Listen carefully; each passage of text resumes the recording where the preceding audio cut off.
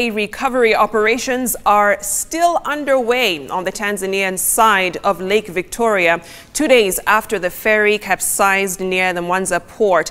There was some good news from the recovery operations underway on Lake Victoria as rescuers found one man alive 2 days after the MV Nyerere ferry accident. However, the death toll has risen to 186 and it is feared it could surpass the 200 mark by the end of today. President John Pombe Magufuli has declared 4 days of mourning. Reports indicated that conclusive data of the number of passengers in the ferry at the time of the accident could not be found since the crew and equipment bearing the data had been lost.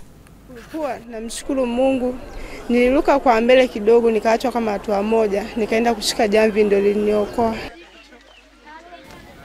And in Nyeri, more than 100 families have been rendered homeless after a fierce fire gutted their houses in Ituga village on the border of Nyeri and Laikipia counties. Residents say the huge fire started after a stove exploded in one of the houses at midday.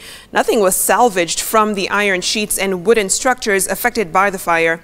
Efforts by firefighters from Laikipia to contain the inferno county were hampered by a lack of access roads to the site. And it was the same kind of tragedy for residents of Silanga in Nairobi's Kibra, where more than 50 people have been left homeless and their property destroyed by fire. Victims say a stove exploded at about 7 p.m. last night in one of the houses, causing a blaze that destroyed more than 30 houses. Just 3 weeks ago, another fire left 5 people dead and 120 houses destroyed in the same area.